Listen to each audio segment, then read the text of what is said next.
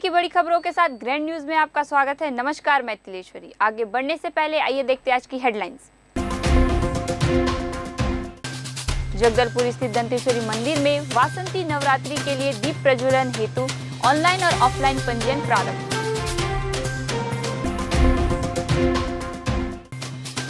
आगामी 1 अप्रैल को रामनवमी के शुभ अवसर पर राजधानी में शिवसेना के द्वारा निकाली जाएगी भव्य शोभा यात्रा। जगदलपुर शहर के तीनों सुकून देने वाली पार्कों की स्थिति हो गई है दयनीय।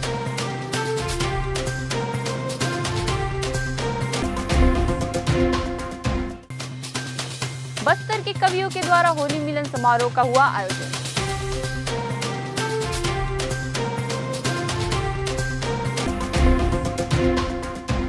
अब खबरें विस्तार से। जगदलपुर स्थित दंतेश्वरी मंदिर में वासंती नवरात्रि के लिए दीप प्रज्वलन हेतु ऑनलाइन और ऑफलाइन पंजीयन प्रारंभ हो गया है। दीप प्रज्वलन हेतु ऑनलाइन और ऑफलाइन पंजीयन के शुभारंभ के अवसर पर टेम्पल स्टेट कमेटी के सचिव एवं तहसीलदार पुष्पराज पात्र, लोंडीगुड़ा तहसीलदार अर्जुन श्रीवास्तव सहित कमेटी के सदस्य राजीव नारंग व अन्य सदस्यगण उपस्थित थे। उल्लेखनीय है कि इस वर्ष भी घृत दीप प्रज्वलन हेतु 1651 रुपए तथा तेल दीप प्रज्वलन हेतु 701 रुपए प्रदान कर पंजीयन कराया जा सकता है। दीप प्रज्वलन हेतु ऑनलाइन पंजीयन के लिए पोर्टल का उपयोग किया जा सकता है। इसके साथ ही मंदिर प्रांगण में भी ऑफलाइन माध्यम से पंजीयन की सुविधा प्रदान की गई है। ज्योति कलश की स्थापना 22 मार्च को चैत्र नवरात्र आरंभ के अवसर पर अभिजीत मुहूर्त में की जाएगी। महाअष्टमी हवन 29 मार्च को सुबह 8 बजे से दोपहर 1 बजे तक किया जाएगा। इस बात में जोत जलाने के लिए आया हूँ, रसीद कटवाने तेल की। बस माता रानी का आशीर्वाद रहता है। माता रानी जब बुलाती है तो आना ही पड़ता है। नवरात्रि का समय है और सब काम इनसे ही होता है। हम लोग रसीद काटते हैं, ज्योति कलश से चलता है तेल और दिया। जी। तेल का है 701 और घी का है 1600 रुपया। पहला भूपेश बघेल के नाम से विदेश से कराते हैं। इसे नोएडा और ऑस्ट्रेलिया, अमेरिका हर साइड से कराते हैं। अभी तक सबसे दूर का यूपी का आया है। नवरात्रि के शाम के जब तक जोत जलेगा नहीं, मुहूर्त निकलेगा नहीं, तब तक कटते रहेंगे। सुबह 8:30 से रात के 8:30 तक आरती के बाद का। छत्तीसगढ़ शिवसेना के द्वारा राजधानी रायपुर में आगामी 1 अप्रैल को रामनवमी के शुभ अवसर पर विशाल शोभा यात्रा का आयोजन के प्रचार प्रसार एवं 2023 विधानसभा चुनाव में शिवसेना अपने संगठन को मजबूती प्रदान करने की दृष्टिकोण से छत्तीसगढ़ शिवसेना के प्रदेश पदाधिकारियों द्वारा प्रदेश भर के अलग अलग जिलों का दौरा किया जा रहा है। इसी उद्देश्य से आज बस्तर जिला के दौरे पर पहुंचे छत्तीसगढ़ शिवसेना के प्रदेश कार्यकारिणी अध्यक्ष मधुकर पांडे, प्रदेश महासचिव रेशम जांगड़े एवं प्रदेश संगठन मंत्री लोकेश ठाकुर का बस्तर आगमन पर नगर के प्रवेश द्वार आमागुड़ा चौक पर शिवसेना के जिला अध्यक्ष राजेश कुकड़े के नेतृत्व में शिव सैनिकों द्वारा फूल मालाओं से जोरदार स्वागत किया गया। इस स्वागत सत्कार उपरांत बस्तर के शिव सैनिक कार्यकर्ता एवं पदाधिकारियों की प्रदेश पदाधिकारियों द्वारा बैठक ली गई एवं चर्चा कर मार्गदर्शन दिया गया। जगदलपुर के स्थानीय सर्किट हाउस में मीडिया से चर्चा करते हुए छत्तीसगढ़ शिवसेना के प्रदेश कार्यकारी अध्यक्ष मधुकर पांडे ने कहा कि छत्तीसगढ़ शिवसेना आगामी विधानसभा, लोकसभा एवं नगर निकाय चुनाव में सभी सीटों पर अपनी कैंडिडेट उतारेंगी। इस हेतु संगठन की मजबूती के लिए प्रचार प्रसार में पूरे प्रदेश का दौरा कर रहे हैं। चर्चा में आगे उन्होंने चुनाव पर अपना प्रमुख मुद्दा छत्तीसगढ़िया को बढ़ावा देना एवं छत्तीसगढ़ियाओं के लिए काम करना प्रमुख उद्देश्य बताया एवं बस्तर संभाग में जोरों से हो रहे आदिवासियों का धर्मांतरण के विषय में कहा कि छत्तीसगढ़ में आदिवासी समुदाय एकदम सीधे साधे एवं भोले भाले होते हैं, उन्हें भ्रमित कर धर्मांतरण किया जा रहा है। का दौरा है ये हम लोगों के लिए बहुत अभी अहम है, क्योंकि 1 अप्रैल को छत्तीसगढ़ की राजधानी रायपुर में एक विशाल शोभा यात्रा का हर साल की भांति इस साल भी आयोजन किया गया है। इसमें प्रदेश से लाखों की संख्या में हमारे शिव सैनिक यहाँ पर पहुँचते हैं, जिसमें कम से कम 50 झांकियाँ रहती हैं और सब लोग आपके उसमें शामिल होते हैं। उसमें हमारे हर समाज के लोगों के द्वारा उस रूप में स्वागत किया जाता है।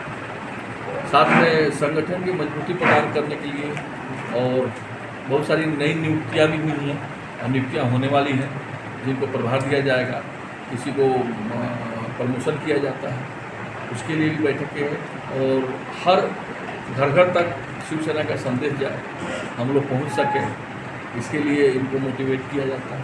ध्यान रखिए इस टाइप का कोई भी धर्मांतर ना हो। इससे क्या होता है, एक तो देखिए द्वंद्वता फैलती है और आपस में जो हमारे छत्तीसगढ़ एक बहुत शांत स्टेट है, यहाँ पर स्थिति दूसरे टाइप की हो जाती है। और ये बीजेपी के कार्यकाल 15 कार्यकाल में और कांग्रेस के कार्यकाल में ज़्यादा बढ़ रहा है। जो बाहर है वही उसको धर्मांतर के में ढकेल दे रहा है। शिवसेना हमेशा 1984 से इसका सख्त विरोध कर रही है और आगे भी इसका हम लोग सख्त विरोध करते रहेंगे। उप पुलिस महानिरीक्षक एवं वरिष्ठ पुलिस अधीक्षक जितेंद्र सिंह मीणा के नेतृत्व में बस्तर पुलिस द्वारा आपराधिक तत्वों के विरुद्ध लगातार कार्रवाई किया जा रहा है। इसी तारतम्य में कुछ व्यक्तियों के द्वारा आपसी पुरानी रंजिश विवाद को लेकर घर अंदर घुसकर गाली गलौज व मारपीट कर लोहे के धारदार हथियार को लहराते हुए धमकी देने वाले युवक पर कार्रवाई करने में बस्तर पुलिस को सफलता मिली है। ज्ञात हो कि 13 मार्च 2023 को महारानी वार्ड जगदलपुर के कुछ लोगों के द्वारा प्रार्थी ममता भारती के घर अंदर घुसकर गाली गलौज कर हाथ थप्पड़ से मारपीट कर लोहे की धारदार वस्तु लहराते हुए धमकी देने की रिपोर्ट पर आरोपियों के विरुद्ध थाना कोतवाली में धारा 294, 323, 592, 506, 34, भारतीय दंड विधान संहिता 25, 27 आर्म्स एक्ट का अपराध पंजीबद्ध कर अनुसंधान में लिया गया। थाना प्रभारी कोतवाली अमित कुमार शुक्ला के नेतृत्व में टीम गठित कर आरोपियों का पता तलाश किया जा रहा था, जिस दौरान आरोपी ओडी उर्फ सुभाष को पुलिस पार्टी के द्वारा घेराबंदी कर तुरंत पकड़कर गिरफ्तार कर न्यायिक रिमांड पर भेजा गया है। प्रकरण के अन्य 3 आरोपी फरार हैं, जिनका लगातार पता तलाश किया जा रहा है। अगर आप दैनिक दिनचर्या में थोड़ा सा सुकून महसूस करना चाहते हैं तो पार्क का रुख करते हैं। रंग बिरंगे फूल, हरियाली और पक्षियों की चहचहाहट अंदर से ऊर्जा से भर देती। लेकिन जगदलपुर के पार्कों की बात करें तो यहाँ तस्वीर कुछ और ही है। यहाँ वीरान पड़े पार्कों में टूटी टाइल्स, खुद कचरा बन चुके कूड़ेदान, दम तोड़ते झूले, सूखे पत्ते और दूर तक फैला सन्नाटा नजर आएगा। वजह साफ है, रख रखाव की कमी। अनदेखी से यहाँ के पार्क उजाड़ बन चुके हैं। शहीद पार्क के बाहर वैसे भी एक तख्ती लटकती नजर आ जाएगी, जिसमें लिखा है कि प्रवेश निःशुल्क है, लेकिन अंदर जाने वाले लोगों की संख्या बेहद कम है। जो लोग आ रहे हैं वो विकल्प न होने के कारण आने को मजबूर हैं। परिजन एक और दहशत के साथ पार्क में समय व्यतीत कर रहे हैं कि यहाँ के झूले कभी भी दम तोड़ सकते हैं और बच्चे घायल हो सकते हैं। पड़ताल करते हुए सबसे पहले स्थानीय लोगों से बात की तो उन्होंने भी हाल ये नज़ारा पेश कर दिया। यहाँ तक ये बातें भी सामने आई कि अब ये पार्क नशे के अड्डे में तब्दील हो चुके हैं। देखिए, पार्कों की स्थिति पे यहाँ शहीद पार्क की जो स्थिति है टोटल जर्जर हो चुके हैं यहाँ पर, और पूरे कचरे, जगह जगह कचरों के ढेर है और जगह जगह पूरे गंदगी फैले हुए हैं। यहाँ पर कोई मेंटेनेंस नहीं है किसी प्रकार का। ये पार्क एकदम गंदगी से भरा हुआ है। यही नहीं, जगदलपुर के जितने भी पार्क हैं, ये दलपत सागर है, सारे का स्थिति यही है। बाकी अन्य शहरों के मुकाबले ये स्थिति एकदम बेकार है। इस पार्क में सर लाखों रुपए खर्चा कर चुके हैं। यहाँ पे घास था, यहाँ पे खेलने का जगह था, यहाँ पे बच्चे लोग शाम के टाइम पे आते थे, बुजुर्ग महिलाएं टहलने के लिए आते थे।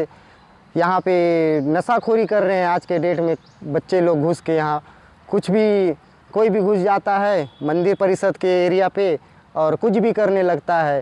ये निगम की नाकामी के चक्कर में ये पार्क लाखों का खर्चा हुआ पार्क आज बस कचरा फेंकने का जगह एक बन गया है। पार्क की बदहाली बयां कर चुके हैं, लेकिन अब बात जिम्मेदारी की। हमने सबसे पहले निगम के नेता प्रतिपक्ष संजय पांडे से बात की है तो उन्होंने बताया कि करीब 3.5 करोड़ की लागत से इस पार्कों को संवारने में खर्च किए गए थे, लेकिन ये खर्च केवल कागजों में हुए हैं, बाकी सब पैसे दबा लिए गए हैं। देखिए, नगर निगम पार्कों के संबंध में जिस प्रकार का रवैया अपनाया हुआ है ये बहुत चिंताजनक है। शहर में जितने भी पार्क हैं, साल भर का मेंटेनेंस, महीने का मेंटेनेंस तो अलग है। अमृत योजना से लगभग इन सब में 3.5 करोड़ रुपए लागत से इन्होंने शहीद पार्क है, नक्षत्र वाटिका है, भगत सिंह जो लालबाग का पार्क है वो पार्क है, लक्ष्मी नारायण है, यहाँ पे किसी पार्क में 50 लाख, किसी पार्क में 60 लाख ऐसे इन्होंने खर्च किए। खर्च तो वास्तव में कागजों पे हुए, वहाँ पे दिखाने के लिए 10-20 लाख के काम हुए और बाकी 3.5 करोड़ रुपए में 3 करोड़ रुपए इन लोगों ने बचा लिया। वो पैसा कहाँ है, किसके पास है, कितना खर्च हुआ है? छोटे छोटे पार्क, चाहे हाउसिंग बोर्ड के पार्क हो, चाहे ये श्यामा प्रसाद मुखर्जी वार्ड में एक पार्क बन रहा था, उसके 30 लाख का एस्टिमेट था, मतलब टेंडर 30 लाख के हुए, उसमें 10-12 लाख रुपए खर्च करके पूरा गोलमाल कर दिया गया है। एक्चुअल में नगर में पार्कों के प्रति जिस प्रकार से नगर निगम को जिम्मेदार होना चाहिए, तो यहाँ के जो जिम्मेदार हमारी जनप्रतिनिधियां हैं, चाहे नारी शक्ति कहते हैं जिनको लोग, सफीरा साहू है, कविता साहू हैं, ये अपने चमचम करती कारें, छम छम करते इनके नखरे, और इनके नेताएं जो इनके आला कमांस हैं वो सारे लोग कमाने थमाने में लगे हुए हैं। जितना पैसा इन भर लें, मतलब 4-6 महीने का कार्यकाल इनका और बचा है, एकमात्र उद्देश्य से पैसा कमाना रह गया है। जनता के प्रति इनकी कोई जिम्मेदारी नहीं रह गई। वहीं निगम आयुक्त ने पार्क में हुई टूट फूट के लिए असामाजिक तत्वों को जिम्मेदार बताया, लेकिन सुरक्षा व्यवस्था के लिए क्या कदम उठाए गए, इस बारे में आयुक्त ने भविष्य में क्या कदम उठाए जाएंगे, उनका जिक्र नहीं किया। शहीद पार्क में हजारों की संख्या में लोग वहाँ पर आते हैं, मॉर्निंग वॉक में भी आते हैं और शाम को भी लोग वहाँ पर टहलने के लिए आते हैं। निश्चित तौर पे बीच बीच में कुछ शरारती तत्व सार्वजनिक संपत्ति को नुकसान पहुँचाते हैं और ऐसी स्थिति निर्मित हुई है। जो भी वहाँ पर टूट फूट हुई है उसको निगम द्वारा तत्काल मरम्मत कराया जाएगा और ठीक कराया जाएगा। देखिए, लाल बाग का पार्क में बीच में स्वच्छता अभियान भी चलाया गया है और वहाँ पे काफ़ी ठीक ठाक व्यवस्था कराई गई है। या लक्ष्मी नारायण पार्क में भी अभी लंबे समय हमारे जो स्वच्छता के ब्रांड एम्बेसडर हैं उनके साथ में हम लोगों ने लंबे समय तक स्वच्छता अभियान चलाकर पूरे पार्क को साफ़ सफाई कराया है। वहाँ पर जो गेट था उसको बीच में कुछ असामाजिक तत्वों ने नुकसान पहुँचाया था, उसको हम लोग ठीक कराने का काम कर रहे हैं और जल्द से जल्द वहाँ पे व्यवस्था को दुरुस्त किया जाएगा। हाँ, ये सही बात है कि यहाँ पर ख़ास तौर पे जितने भी पार्क हैं वहाँ पर कुछ असामाजिक तत्व संपत्तियों को नुकसान पहुँचा रहे हैं। राष्ट्रीय कवि संगम बस्तर जिला इकाई के तत्वाधान में होली मिलन समारोह का आयोजन किया गया, जिसमें अंचल के साहित्यकार और कलाकारों ने भागीदारी की। इस कार्यक्रम में विशेष रूप से पद्मश्री धर्मपाल सैनी की उपस्थिति रही। कार्यक्रम के प्रथम सत्र में फाग गीत गाए गए। भरत गंगादित्य ने दंतेश्वरी वंदना और फाग गीतों की प्रस्तुति दी। विपिन विहारी दास ने भी फाग गीत की प्रस्तुति दी।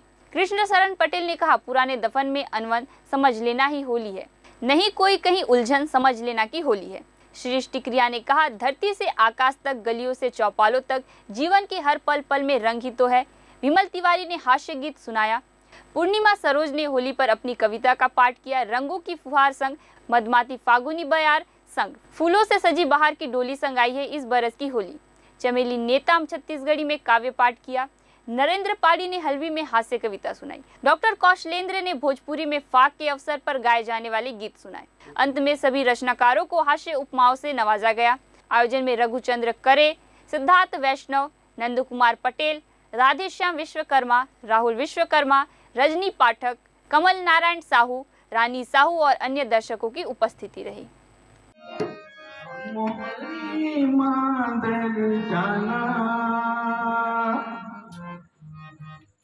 बरन बरन रंगने भरज फागुन महीना। होली मिलन के अवसर पर हमारे राष्ट्रीय कवि संगम बस्तर जिला इकाई की ओर से श्री सुरेश विश्वकर्मा टीचर जी के यहाँ जलपट्टी के पास उनके निवास स्थान पर हम सबका होली मिलन कार्यक्रम समारोह हुआ, जिसमें संभाग भर के जिले भर के 30 से 35 कवियों ने भाग लिया। होली मिलन समारोह था जिसमें गीत, कविता, फाग, ब्रज गीत के विभिन्न कार्यक्रम हुए और अंत में सबको टाइटल दिया गया। हर मासिक गोष्ठी में इतवार के दिन हमारे कवि संगम का कार्यक्रम होता है और हर विशेष त्योहारों के अवसर पर इस तरह के आयोजन किए जाते हैं और ये उसी तारतम्य में होली के अवसर पर राष्ट्रीय कवि संगम द्वारा यह होली मिलन का कार्यक्रम श्री सुरेश विश्वकर्मा टीचर जी के यहाँ रखा गया, जो बहुत सक्सेस रहा। आगामी विधानसभा एवं लोकसभा निर्वाचन को देखते हुए सभी मतदान केंद्रों का भौतिक सत्यापन करते हुए आवश्यकता अनुसार मरम्मत कार्य करने के निर्देश कलेक्टर चंदन कुमार ने दिए। उन्होंने मंगलवार को जिला कार्यालय के प्रेरणा सभा कक्ष में आयोजित समय सीमा की बैठक में कहा कि सभी मतदान केंद्रों में निर्वाचन आयोग के मापदंड के अनुसार 2 दरवाजा युक्त कक्ष, बिजली, पेयजल, शौचालय आदि की समुचित व्यवस्था सुनिश्चित की जाए। मतदान केंद्रों के तौर पर नवनिर्मित या उन्नयन किए गए शाला भवनों का यथासंभव चयन करने के निर्देश दिए। मतदान केंद्र भवन के परिवर्तन की स्थिति की जानकारी यथाशीघ्र उपलब्ध कराने के निर्देश भी उन्होंने दिए। बैठक में वन मंडलाधिकारी डीपी साहू, जिला पंचायत के मुख्य कार्यपालन अधिकारी प्रकाश सर्वे, अपर कलेक्टर हरीश मंडावी सहित जिला स्तरीय अधिकारी उपस्थित थे। राष्ट्रीय आजीविका मिशन बिहान में कार्यरत कैडर पीआरपी, आरबीके, एफएलसीआरपी, सक्रिय महिला, बैंक मित्र, पशु सखी एवं कृषि सखी द्वारा वेतन विसंगति व नियमितीकरण की मांग को लेकर हो रहे आंदोलन को बस्तर अधिकार मुक्ति मोर्चा एवं जनता कांग्रेस छत्तीसगढ़ जे के नेता नवनीत चांद का मिला साथ। NRLM योजना के अंतर्गत महिलाओं के सशक्तिकरण एवं सरकार की जन कल्याणकारी योजनाओं को जमीनी धरातल तक पहुंचाने वाली बहनों का वेतन विसंगति को लेकर हड़ताल। बस्तर की महिलाओं को सशक्त करने वाली NRLM में कार्यरत बहनों की सभी जायज मांगों को बस्तर अधिकार मुक्ति मोर्चा एवं जनता कांग्रेस छत्तीसगढ़ जे का पूर्ण समर्थन का ऐलान। हड़ताल में समर्थन हेतु मुक्ति मोर्चा जनता कांग्रेस जे के पदाधिकारी के रूप में संगीता सरकार, धीरज जानी, अजय बघेल, संतोष सिंह, ओम मरकाम, अंकिता गुरुदत्ता उपस्थित थे। सभी बहनें कलेक्ट्रेट ऑफिस पहुंची हैं।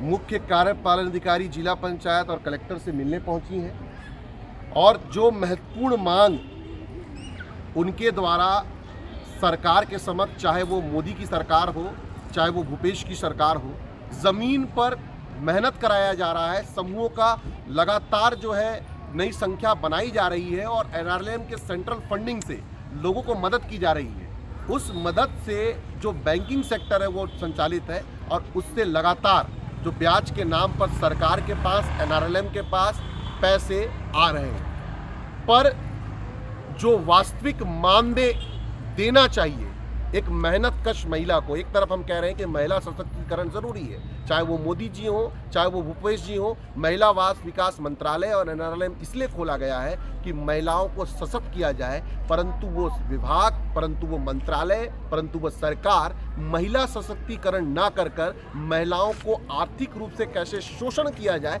उस दिशा पर अग्रसर है। मात्र 1500 रुपये का भत्ता, तो कहीं 4000 रुपये का भत्ता, तो कहीं बहुत बड़े सेक्टर पे काम कराने के बाद मात्र 13,000 रुपये देने की बात जो है वह की जा रही है। जबकि श्रमिक विभाग की गाइडलाइन के तहत कोई भी कर्मचारी जो काम करता है उसे 9,433 रुपये से कम का मानदेय नहीं दिया जाना चाहिए। चारामा विकासखंड ग्राम चावड़ी के पास 1 मार्च की रात मारुति अर्टिगा कार में आग लगने के बाद से परिवार लापता था।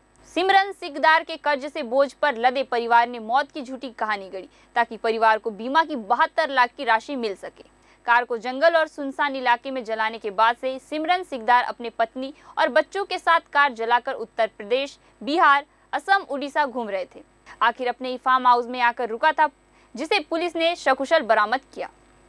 बता दें कि कार जलने के बाद से लापता परिवार को तलाश करना पुलिस के लिए चुनौती बन गया था। पुलिस अधीक्षक और अतिरिक्त पुलिस अधीक्षक की निर्देशन में 5 टीमें खोजबीन में लगी रही। अपनी ही कहानी में फंसते देख 13 दिन बाद परिवार वापस अपने फार्म हाउस पहुंचा, जिसे पुलिस ने गिरफ्तार कर न्यायिक रिमांड में भेज दिया। दिनांक 1 मार्च की रात को चारामा थाने को सूचना मिली थी कि एक गाड़ी जो है, कार है, वो एक्सीडेंट होकर के जल गई है। मौके पर जब पुलिस पहुंची तो वहाँ पे कोई भी सर्वाइवर्स या पैसेंजर्स हमको दिखे नहीं। फॉरेंसिक टीम से लगातार परीक्षण कराया गया तो कोई ह्यूमन रिमेन्स गाड़ी में नहीं था। तो ऐसा समझ में आ रहा था कि जो परिवार है वो गाड़ी के अंदर तो नहीं फंसा था। उस दिशा में पतासाजी की जा रही थी तो पता चला कि पखांजूर की फैमिली की गाड़ी है, समीरन सिकदर की गाड़ी है। तो जब उनका एक्टिविटी ट्रेस किया गया तो पिछले दिन रायपुर में उनकी एक्टिविटी पता चली। रायपुर धमतरी में लगातार हमारी टीमें फील्ड पे एक्टिव रही। साइबर सेल से भी हमने इनपुट लिया तो ये पता चला कि रायपुर में धमतरी में एक होटल में ये रुका था और अगले दिन फैमिली लेकर के वहाँ से निकला है। तो उसी एंगल पे हम लोग लगातार काम कर रहे थे और फिर ये कल पखांजूर वापस अपने परिवार के पास पहुंचा और इसने पुलिस से संपर्क किया। सकुशल चारों के चारों यहाँ आ चुके हैं और यही समझ में आया कि जो इससे पूछताछ में बात हुई तो इसने यही बताया कि कर्जे के कारण ये चाह रहा था कि लोग इसे मृत समझे। एक्सीडेंट को इसने ऐसा स्टेज किया था कि लोग समझे कि ये चारों मृत हो गए हैं और इनको इंश्योरेंस का पैसा मिले। इंश्योरेंस के पैसे से इनके फैमिली जो है कर्जा उतार देती और फिर धीरे से बाद में ये कभी फैमिली से संपर्क करता और मॉनेटरी बेनिफिट्स जो है वो लेता। तो चारों को हमने सकुशल बरामद कर लिया है। वापस लौटने का कारण भी इसने यही बताया कि लगातार जो मेरा प्लान था वो फेल हो गया और दबाव बन रहा था पुलिस का। साथ साथ जो परिवार में है बच्चे जो है वो काफ़ी अटैच हैं फैमिली से, तो बच्चों को लेकर ये गया था बाहर तो वो लोग भी वहाँ सर्वाइव नहीं कर पा रहे थे। तो ये सारे फैक्टर्स थे। अंबिकापुर नगर निगम स्वच्छता के क्षेत्र में लंबी छलांग लगाते हुए इस वर्ष 96 लाख रुपए कचरा बेचकर स्वच्छता दीदियों ने कमाया है। दरअसल अंबिकापुर नगर निगम की स्वच्छता दीदियों की हर वर्ष कचरे से आमदनी बढ़ती जा रही है। जहां कचरा बेचकर ही महिलाएं अपने मानदेय निकालती है। अगले वित्त वर्ष से इसे 1 करोड़ रुपए से अधिक पहुंचाने का लक्ष्य भी रखा गया है। इधर सत्र 2015-16 में अंबिकापुर शहर के कुछ वार्डों में डोर टू डोर कचरा संग्रहण का काम शुरू किया गया था, जहां 1 से 2 साल तक स्वच्छता दीदियों को काफी कठिनाइयों का भी सामना करना पड़ा और मानदेय भी काफी कम था। वही कचरे की बिक्री भी पहली बार महज 10 से 20 हजार रुपए की होती थी। वही इस वर्ष स्वच्छता दीदियों ने कचरे से 96 लाख रुपए की आय अर्जित कर फिर से अंबिकापुर का नाम रोशन कर दिया है। वही आने वाले वर्षों में अंबिकापुर शहर की स्वच्छता दीदियों के द्वारा अपने आय को करोड़ तक पहुंचाने का लक्ष्य रखा गया है। इधर अंबिकापुर शहर के घर से कचरा एकत्रित करने 400 से अधिक स्वच्छता दीदी घर घर जाकर गीले और सूखे कचरे को एकत्रित कर SLRM सेंटर में लेकर पहुंचती हैं, जहां इन कचरों की छटाई कर इन्हें अलग अलग किया जाता है। इसके बाद इन्हें अंबिकापुर के सैनिटरी पार्क में भेजकर फिर से एक बार छटाई का काम शुरू किया जाता है। देखिए 2015-16 में हमारे अंबिकापुर शहर ने ये सफ़र शुरू किया था और आय जहाँ पे हमारी जब शुरू ही किया था तो काफ़ी कम थी और आज की डेट में लेटेस्ट जो हमारे पास फिगर है अबाउट 96 लाख का जो भी कचरे से सेल से प्रॉफिट दीदियों को प्राप्त हुआ है। तो ये सब पूरे शहर के लिए और ख़ास रूप से जो दीदियां हैं जो हमारे लगातार इतने सालों से निरंतर बहुत मेहनत से काम कर रही हैं, उनके लिए बहुत बड़ी उपलब्धता है, हम सबके लिए बहुत गर्व की बात है। तो जैसा आप जान रहे हैं माननीय मुख्यमंत्री सर की घोषणा हुई है जिसमें अर्बन इंडस्ट्रियल पार्क की भी उसमें स्थापना की जानी है।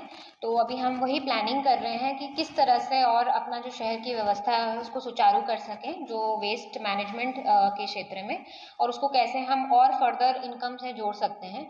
तो हम यही प्लान कर रहे हैं कि जो अर्बन इंडस्ट्रियल पार्क होगा वो अगेन एक शोकेस रहेगा for income through waste management. Grand news में आज के लिए बस इतना ही। आपसे फिर मुलाकात होगी नई ताज़ा तरीन खबरों के साथ। तब तक के लिए हमें दीजिए इजाज़त। नमस्कार।